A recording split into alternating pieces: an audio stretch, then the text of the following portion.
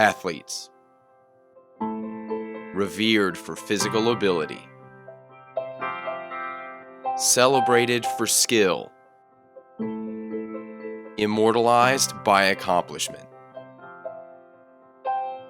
The extraordinary feats they perform in the arena of competition are not just amazing, they are unbelievable. Athletes are modern-day gladiators, not only praised and honored, but also believed to be real-life superheroes. Athletes are faster than a speeding bullet,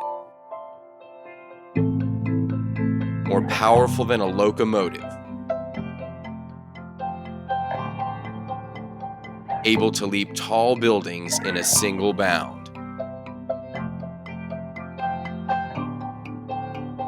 We marvel at their physical nature and refuse to see them fail.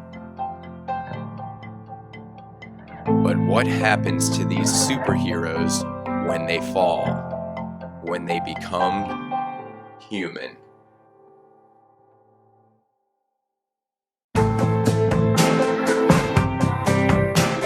Intimate talk. Now doesn't that feel good?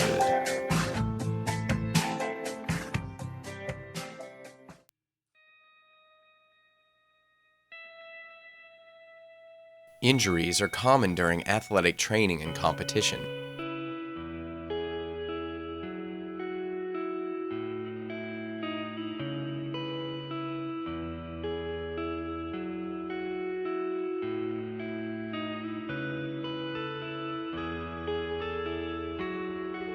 It can happen to anyone at any time or place. Small injuries are merely a hiccup and don't faze an athlete very much. However, it is the injuries that bench an athlete for a game, an entire season, or even end an entire career that can cause the most damage physically, mentally, and emotionally. Besides the obvious physical pain, how does the athlete feel? Do they feel helpless and defeated, or do they become motivated and refocused? In most cases, the mental and emotional aspect of the athletic individual are affected more than anything else. Negative emotions can affect life after sports and can consume their whole way of life. Junior Seau spent 20 seasons in the NFL, crafting a legacy as one of the game's greatest linebackers, a force of nature on the field. Yes! Get out of here! But after the 43-year-old Seau committed suicide last May by shooting himself in the chest, Junior Seau died from a self-inflicted gunshot wound. Some speculated that he did so to preserve his brain, a brain, it turns out, that was damaged by the game he loved. After an injury, athletes can experience feelings of anger, disappointment, frustration, and even depression. For Junior Seau, these feelings, in addition to being diagnosed with CTE, led to his post-injury difficulties. He lived for those games, Sunday and Monday nights, and to find out that that's possibly what could have killed him or caused his death is really hurting.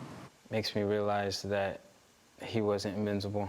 You try to be like that man in your life. Play the game the way he did, work the way he did, and now you look at it in a little bit different view. And is it worth it? I'm not sure, but it's not worth it for me to not have a dad. So my name is Bonnie Lefley. I played soccer. I played in middle school, high school. I went to play at the University of South Carolina. I played my freshman year, and then in my sophomore year, I ended up having a partially dislocated femur, which required a very specialized type of juvenile hip reconstruction, and then 3 follow-up surgeries on bone and soft tissue repair. I'm 24, so I had 4 surgeries in a little over 2 years. I've been surgery-free. This May will be 2 years. My name is Brett Sutter. I went to Valdosta State University. I played football down there, and injuries that I had while I was down there First, I tore my right ACL, and then I tore my left ACL the following season.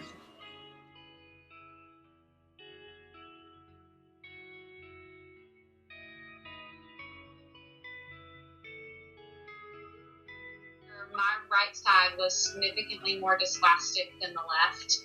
Really? Wow. They kind of felt like there was probably some trauma-induced, I guess, they felt like that was the cause of the variation, the trauma from playing soccer, and kind of putting my body through more than it needed. My first college game. Yeah. And I remember that game. Yeah, I was going down on special teams, and I didn't really see the dude coming. I was trying to get past him. I thought I was fast enough to get past him, but I did get past him. It kind of hit me in my back. My foot got stuck in the turf, and the way I kind of fell, I guess my knee got caught up under me. I didn't really get a chance to look at it on film or anything like that. But that was the first time I tore my ACL. Another one, and that was the next year, the last game of the season. You know what I'm saying?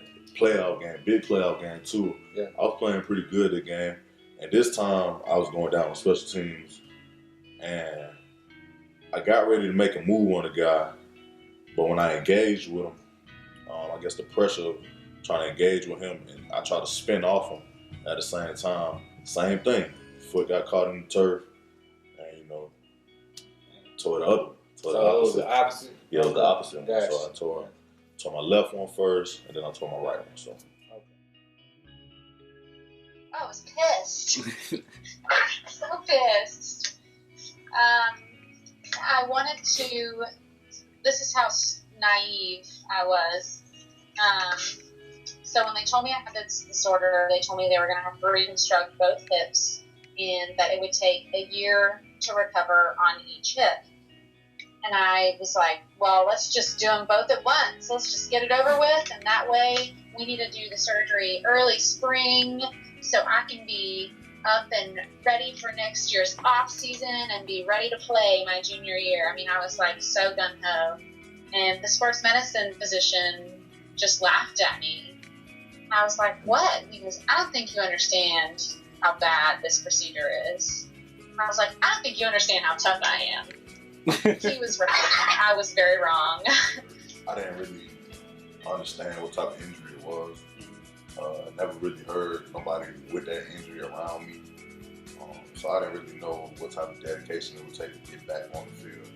I remember thinking, because when I first got over there, like I said, I went to the sideline, tried to do the steps and everything. I was like, I'm going to make a game. Yeah. Y'all told me to put the strap up, get ready for the next series. Yeah. So I'm going in. And my first reaction, man, I looked up the stands and I seen my mama. Mama was sad. I seen it all in her face. But, after that little, little time of being sad or whatever, I was like, well, gotta get it, just like anything else, Yeah. So that wasn't the first detrimental thing that happened to me. So I just looked at it as another step. Yeah.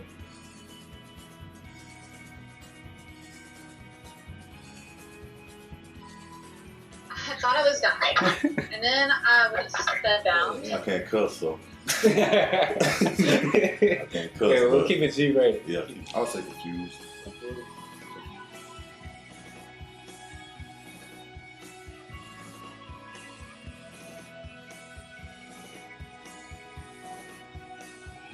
I'm more optimistic, or I'm appreciative. How about that? Okay. Like, this sucks. I hurt all the time, but I'm like, well, it's not that bad. I can walk, so I'm much more appreciative. Well, yeah, man, just focus, man. Having a one-track mind. Mm-hmm. Like I said, trying to do everything you say. If you say it, then mean what you say. I was never overly academically oriented, I guess, because, who needs to be when you can kick a ball really far? Right. Everything kind of transitioned from being all about being fantastic at this one thing to kind of spreading myself out and gaining some expertise in lots of things, which has been really helpful in my career to kind of have that experience and say, okay, now I know how to network and I can meet these people. And it kind of level-headed me because after I got injured and everything, I knew I had to do something different. Because I knew, for one, I didn't want to be broke. Yeah. For two, I had to do something positive in order to make my mama proud. You know what I'm saying? Because really, when we was coming up, like you said, coming up in New Orleans, I ain't really have nothing. So it gave me every perspective that I needed that I'm using in everyday life now. Cool. Every day. From a patient standpoint, assume that your patients know nothing. Okay. People thought that I might know stuff because I was a nursing student and I knew, don't talk to them like they're 5, but right. Assume that they know nothing. I'll say the biggest thing when working with an athlete, be stern, but be sensitive to the fact that that's probably something that they really don't know how to cope with. Okay. Don't be no pushover. Push them to the max. Because at the end of it, when they come out and they're better than what they were, they'll respect you 10 times more. Be a motivator, and sometimes jump in there with them. Sometimes people gotta go through the battle together. Yeah. And if you see a trainer who's willing to jump in there with you, and and they're gonna talk that junk to you. If you're gonna talk that junk to me, show me. Yeah. Get in there. Get in the fire with me. All right. And then it kind of seemed like we in it together. And just building that personal relationship. That's the biggest thing to me. What is our role in the athlete's road to recovery? Are we merely trainers who fix their injuries?